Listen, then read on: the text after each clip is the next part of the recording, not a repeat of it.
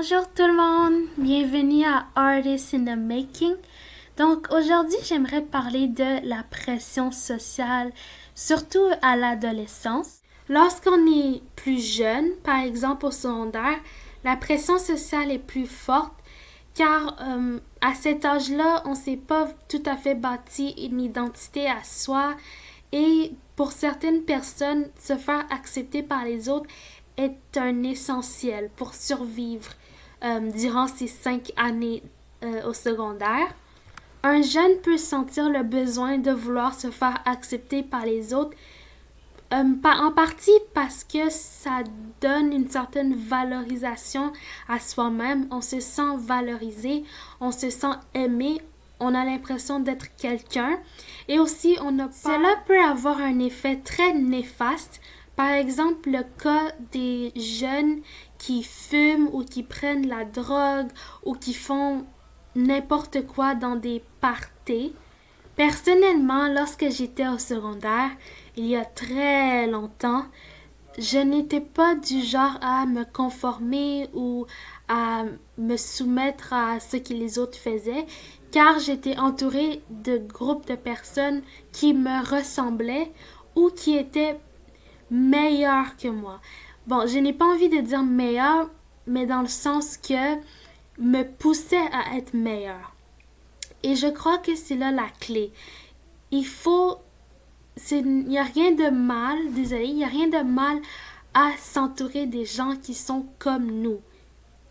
Je sais qu'au secondaire, on a envie d'être avec des gens qu'on trouve qui sont plus cool que nous, qui sont plus beaux que nous, pour être un peu remarqués ou pour se sentir valorisé si ces gens-là qu'on admire nous apprécient. Mais c'est mieux d'être entouré de gens qui nous ressemblent et qui peuvent nous accepter comme nous sommes, ou encore mieux des gens qui nous poussent à être meilleurs, qui nous poussent à travailler plus fort. C'est meilleur de terminer le secondaire en étant quelqu'un parmi d'autres, mais en étant honnête envers nous-mêmes ou en devenant meilleur que qui nous étions au début, que de terminer le secondaire en étant quelqu'un de populaire, mais en ayant complètement changé pour le pire. Bon, je parle du secondaire, comme j'ai dit, parce que c'est surtout là où est-ce que la pression sociale, selon moi, se fait ressentir le plus. Mais bien sûr que la pression sociale se trouve aussi dans le monde d'adultes. La manière que moi j'ai su résister à la pression de la part des autres, c'est que tout d'abord, si tu ressens une certaine hésitation, cela signifie tout de suite que tu n'as pas envie de faire ce que les autres te demandent.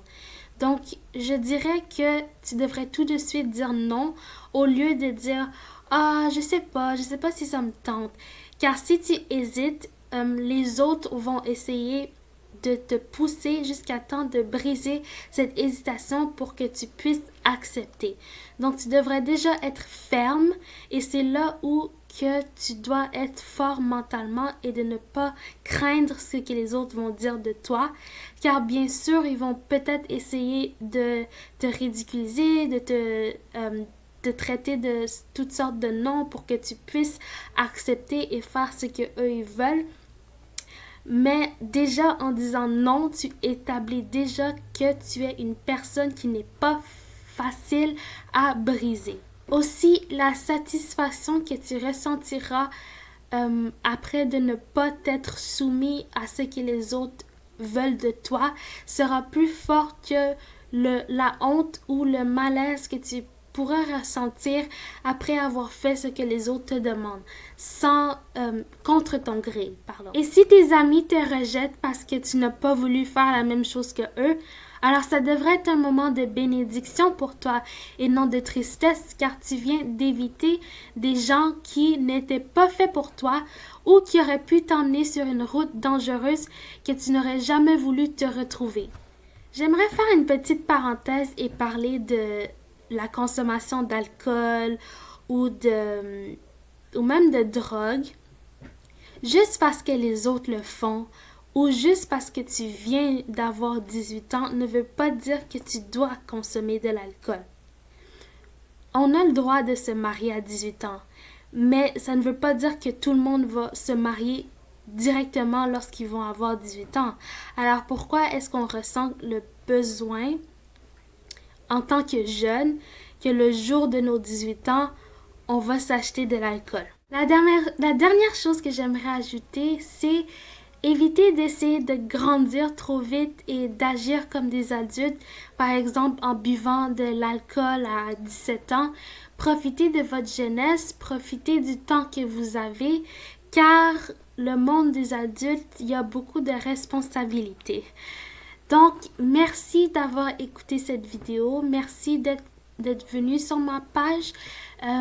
Laissez un commentaire si vous le désirez. Et à la prochaine!